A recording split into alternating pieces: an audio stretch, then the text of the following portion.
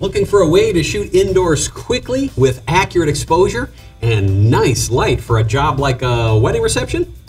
Let's get set up to shoot in TTL mode so that we can cover a whole room of people just by framing, focusing, and shooting. Lesson 5.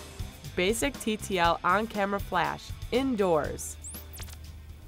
Couples and families sitting at a table at a wedding reception need to be photographed quickly and without a lot of fuss. So TTL exposure mode on the Qflash is a terrific way to get some fast and fun photos. Let's start by choosing the right tools. We'll start with the power pack and choose the Quantum Turbo SC for its lightweight and small size.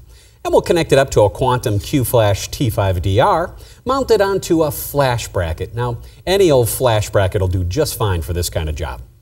Then, we'll connect the Qflash to the camera's hot shoe using the D adapter cable for the specific brand of TTL-enabled camera that you prefer. Then, power everything up.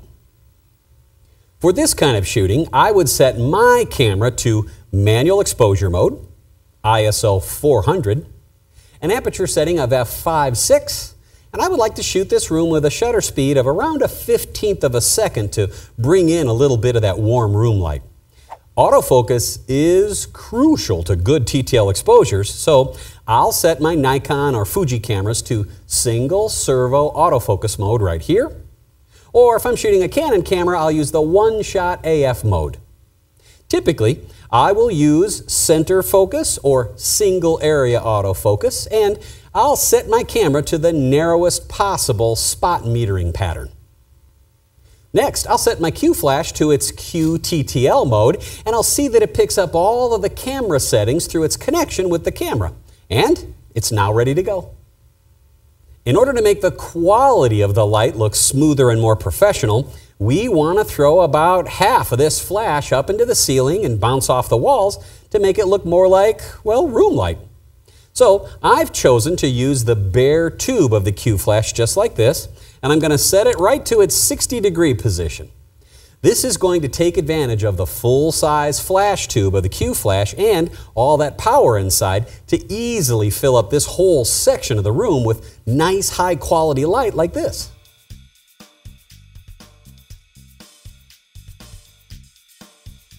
Tips from a pro.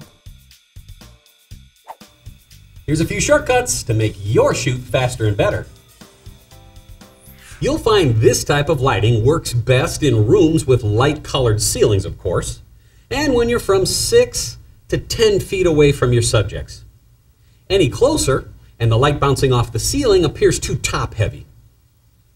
And if you work too far away, it makes it hard to zoom in for a tight shot and to hear over the crowd noise, too. Good color. Let's reduce our file color correction issues and eliminate any color bias caused by the flash bouncing off the ceiling or the walls by creating a custom white balance before we shoot.